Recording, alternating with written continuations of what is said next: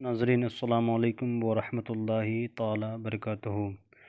नाज़रीन, फिर एक अमल लेकर के आप लोगों के दरमियान में हम हाजिर आए हैं।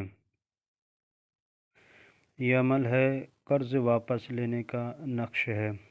अगर किसी को हमने कर्ज़ दिया है, वो हमें वापस नहीं करते हैं पैसा रहने के बावजूद, उसके लिए ये नक्श है।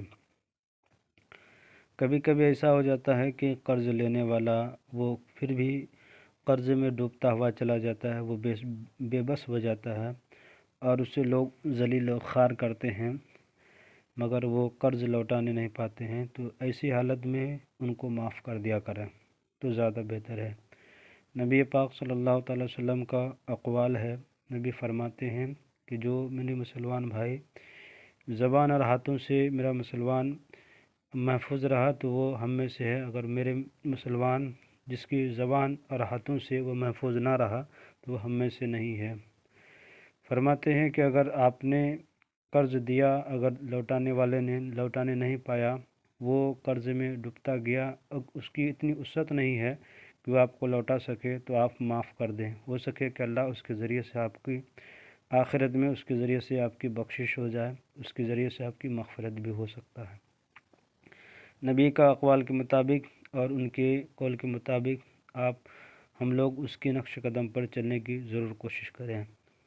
मेरे नाज़रीन, मैं एक नक्श लेकर के आया हूँ जिसके पास हमने कर्ज़ दिया और वापस लौटाने का नाम नहीं लेते हैं। उसके पास इतनी इस्तिताअत है, उसके पास माल और दौलत है, मगर कोई लोग ऐसा भी होते हैं कि कर्ज़ लेने के बाद वो वापस करने का नाम नहीं लेते हैं। तो उसके लिए ये नक्श है।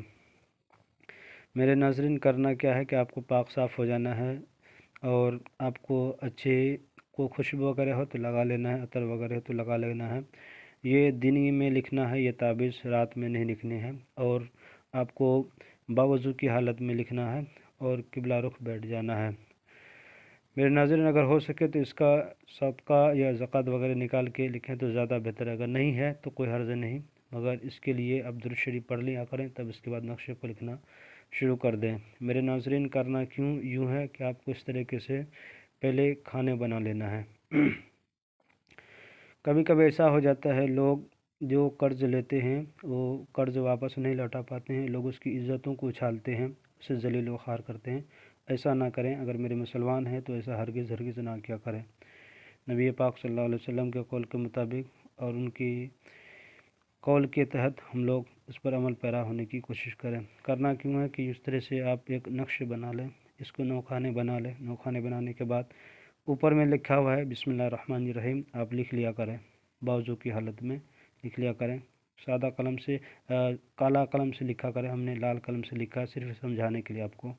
बिस्मिल्लाहिर्रहमानिर्रहीम लिख दिया करें। यहाँ पे लिखा हुआ है या जिब्राइल अलैहिस्सलाम या मीकाईल अलैहिस्सलाम या इजराइल अलैहिस्सलाम। यहाँ जी छूट गया, नुक्ता छूट गया। या इजराइल अलैहिस्सलाम, इजराइल यहाँ लिखा हुआ है, या इजराइल अलैहिस्सलाम, फिर या इसराफिल अलैहिस्सलाम लिखा हुआ है।